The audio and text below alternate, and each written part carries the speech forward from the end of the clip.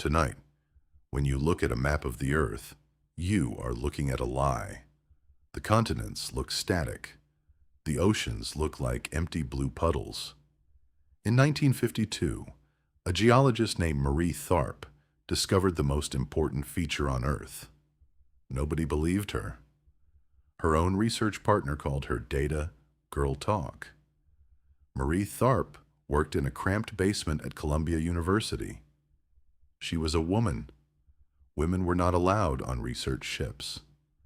The United States Navy considered women on vessels a distraction and a hazard. Superstition said they brought bad luck to the crew. So Marie stayed behind. She sat at her drafting table. Her partner, Bruce Heezen, went out to sea. He gathered raw sonar soundings.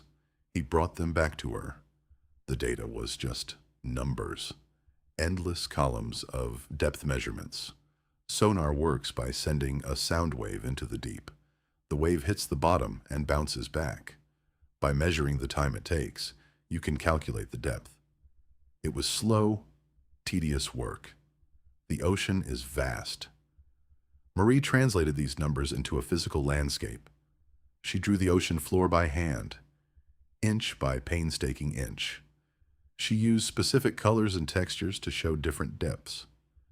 At the time, scientists thought the ocean floor was completely flat. They believed it was a featureless, dead plain. They thought it was just a thick layer of mud covering a smooth bowl. The idea that continents could move was scientific heresy.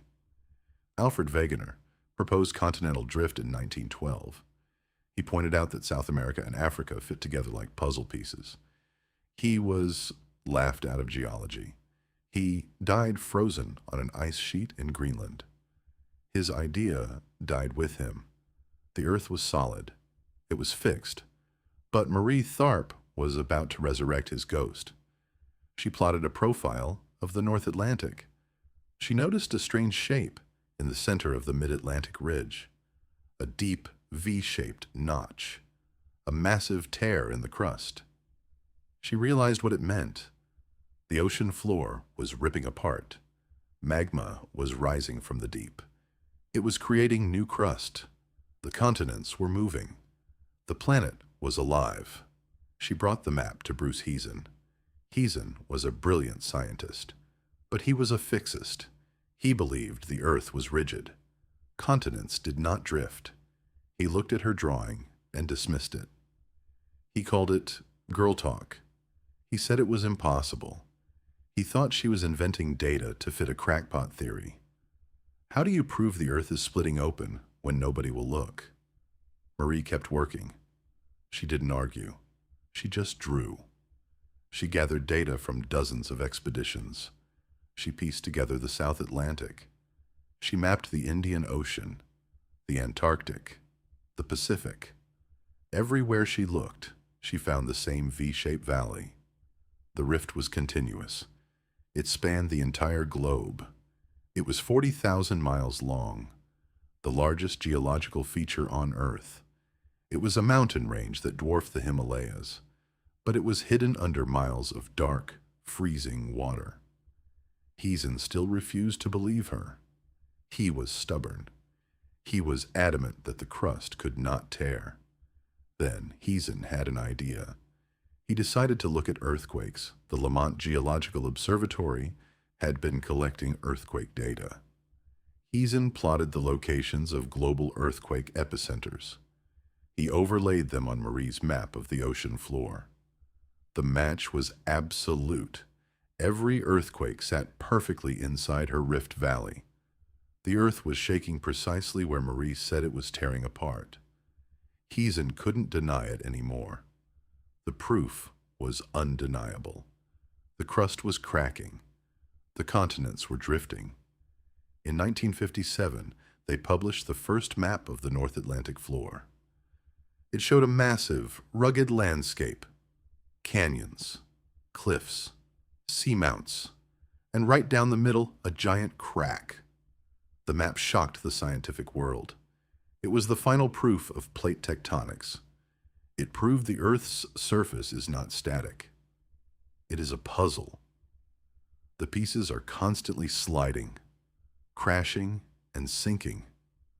The ground we stand on is just a temporary raft. Why did it take a woman locked in a basement to reveal the planet's skeleton? Marie Tharp continued mapping. She and Heezen created the World Ocean Floor Map in 1977. It was a masterpiece, a single, continuous portrait of the Earth's hidden skin. It looked like a blueprint of a living machine. But the world was slow to give her credit. Bruce Heezen was the face of the project. He was the man who went to sea. Marie was just the woman in the lab, the cartographer. When Heezen died of a heart attack in 1977, Marie was left alone. The research vessel he was on was completely cut off from her. She kept working. She preserved their data. She fought for recognition. It took until the 1990s for the scientific community to fully acknowledge her role. In 1997, the Library of Congress named her one of the 4 greatest cartographers of the 20th century. She was finally recognized as the pioneer she was. She died in 2006. She was 86 years old. Her maps are still used today. They proved that the ground beneath our feet is an illusion. We live on thin, drifting rafts of rock. We live on a machine that is constantly destroying and rebuilding itself. Marie Tharp didn't just map the ocean floor. She mapped the heartbeat of the planet.